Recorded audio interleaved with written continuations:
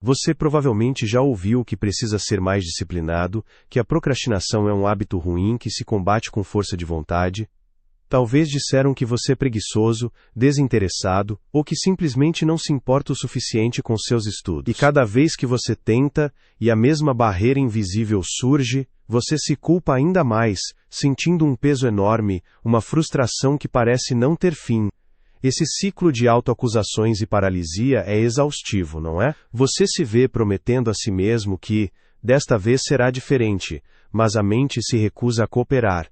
E a culpa, como uma sombra persistente, volta a assombrar. Eu sei que essa experiência não é um sinal de fraqueza moral ou falta de caráter.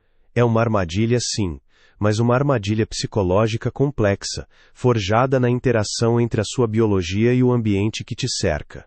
E o primeiro passo para sair dela não é se forçar a ser mais, mas sim entender o que realmente está acontecendo dentro de você e como ele opera. O que se apresenta como preguiça ou falta de foco, na verdade, pode ser um sistema de segurança interno operando em modo de alerta máximo.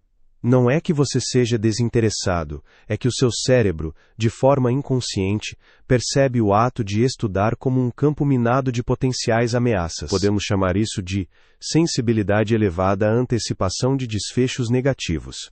Imagine que seu cérebro não é um motor que precisa ser ligado, mas sim um sofisticado sistema de monitoramento de risco. Ele está constantemente escaneando o horizonte, não apenas para perigos físicos, mas para perigos cognitivos.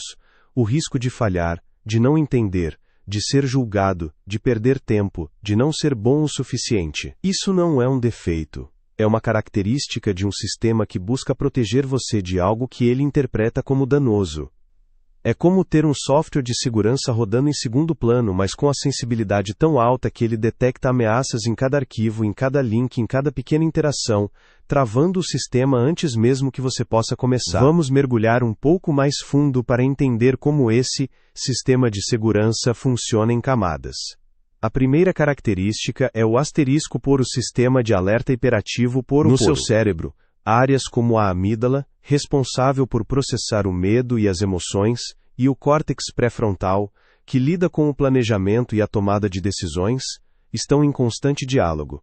Em pessoas que se sentem presas nessa armadilha, essa comunicação é frequentemente desequilibrada. Não é um medo irracional de um monstro, mas sim uma antecipação intensa de resultados negativos. Silêncio. A manifestação real é a paralisia. Você se sente exausto só de pensar em estudar, como se tivesse corrido uma maratona mental antes mesmo de dar o primeiro passo. O custo é evidente. A inação, a culpa, a sensação de impotência. Mas o benefício oculto? Esse sistema, em um contexto diferente, confere uma extraordinária capacidade de previsão e de identificação de riscos.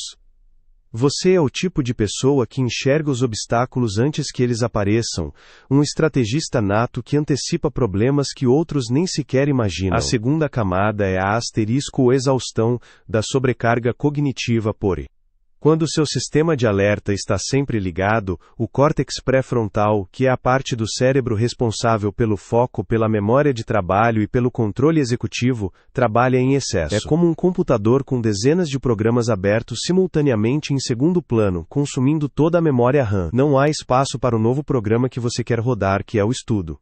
Essa sobrecarga esgota rapidamente os recursos neurais, levando a uma fadiga mental profunda. A manifestação é a dificuldade extrema em manter o foco, a sensação de cérebro nebuloso e uma irritabilidade que surge do nada. Você se sente drenado, mesmo sem ter feito nada produtivo. O custo é a dificuldade de concentração e a sensação de que sua mente está sempre cheia demais. No entanto, o benefício é a profundidade. Quando não sobrecarregado, esse cérebro é capaz de processar informações de forma incrivelmente detalhada, conectando ideias aparentemente díspares e construindo compreensões complexas que outros poderiam ignorar. Sua mente não é superficial, ela anseia por profundidade e a sobrecarga a impede de alcançá-la. Por fim, temos a asterisco por e busca inconsciente por perfeição ou evitação de erro por i. Para muitos, a procrastinação não é sobre evitar o trabalho, mas sobre evitar o trabalho por imperfeito asterisco. O sistema de recompensa do seu cérebro, em vez de ser ativado pela alegria de aprender, é mais fortemente ativado pela evitação de um erro, de uma falha, de uma crítica. Há uma pressão interna imensa para fazer certo, ou entender tudo completamente antes mesmo de começar. Isso significa que, para o seu cérebro, iniciar algo sem a garantia de um resultado perfeito ou sem a sensação de domínio total é percebido como um risco maior do que não começar de todo. Biologicamente, a antecipação da falha pode ser mais aversiva do que a ausência de sucesso. A manifestação real é a paralisia perfeccionista. Você gasta horas planejando, pesquisando materiais adicionais, organizando, mas nunca realmente começa para a tarefa principal. O custo é a inação disfarçada de preparação, a perda de tempo e a frustração de não ver o progresso. Mas o benefício é a excelência. Essa característica impulsiona a atenção aos detalhes, a busca por rigor, a qualidade intrínseca do trabalho quando ele finalmente é entregue. É um desejo profundo por maestria, não por mediocridade. Reconhecer que viver com um cérebro que opera dessa maneira é, inegavelmente, mais difícil do que para muitos outros. A fadiga mental que você sente não é drama, é o resultado de um sistema neuronal trabalhando em modo de emergência constante. O isolamento que você experimenta, a sensação de que ninguém entende porque você simplesmente não consegue, não é um defeito de caráter. É a consequência de uma energia mental, que se esgota rapidamente, em um mundo que exige produtividade ininterrupta e superficial. Nosso ambiente moderno, com a avalanche de informações, a cultura da multitarefa e a pressão constante por resultados rápidos, amplifica esse desgaste. É como ter um motor de carro esportivo, finamente ajustado para desempenho de alta precisão, mas ser forçado a rodar em um engarrafamento constante. O motor superaquece, gasta mais combustível e eventualmente falha, não por ser um motor ruim, mas por estar no ambiente errado e sob condições inadequadas. Sua mente não está quebrada, está apenas superaquecida e sobrecarregada pelas demandas incongruentes do ambiente moderno e acelerado. Mas por que um traço tão custoso para a vida moderna não foi eliminado pela evolução? A resposta está na sua essência. Em contextos evolutivos, indivíduos com essa capacidade de antecipar ameaças, de processar informações profundamente e de buscar a perfeição, eram na verdade essenciais para a sobrevivência do grupo. Eles eram os guardiões que percebiam os perigos sutis na floresta, os estrategistas que planejavam as caçadas com minúcia, os artesãos que construíam ferramentas com rigor impecável. Sua percepção aguçada de potenciais desfechos negativos garantia que o grupo evitasse armadilhas, que as decisões fossem tomadas com cautela e que os recursos fossem utilizados da forma mais eficiente. Eles não eram os mais rápidos a agir, talvez, mas eram os que garantiam que a ação fosse a mais segura e eficaz. Esse traço, que hoje causa tanto sofrimento, era um superpoder de sobrevivência, um motor de inovação e segurança para a comunidade. Então, aqui está a metáfora final, uma imagem para levar com você. Imagine que a sua mente é como um farol antigo, construído em uma ilha rochosa, com uma lente de cristal lapidado, com uma precisão extraordinária.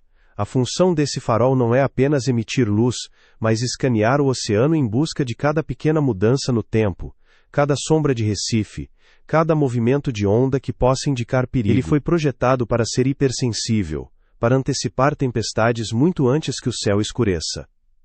O problema não é o farol, nem a sua lente, nem a sua sensibilidade. O problema é que, talvez, você esteja tentando fazê-lo funcionar como uma lâmpada de mesa em um escritório barulhento. Ele não foi feito para isso. Ele precisa de sua ilha, de sua perspectiva elevada, de seu silêncio para cumprir sua verdadeira e poderosa função. Seu potencial máximo não é alcançado ao forçá-lo a ser uma lâmpada comum, mas ao entender e respeitar sua natureza intrínseca, permitindo-lhe operar no ambiente para o qual foi projetado para brilhar. A prescrição psicológica aqui não é sobre consertar quem você é, porque você não está quebrado. É sobre aprender a operar esse farol com sabedoria, em vez de lutar contra ele. Primeiro, reconheça e nomeie a exaustão. Permita-se sentir o cansaço sem julgamento. Segundo, comece a criar ilhas de silêncio, para sua mente. Isso pode significar blocos de tempo sem estímulos, sem notificações, sem a pressão de ter que fazer. Terceiro, divida as tarefas de estudo em micrometas. Em vez de estudar para a prova, pense em ler um parágrafo, escrever uma frase, fazer um exercício.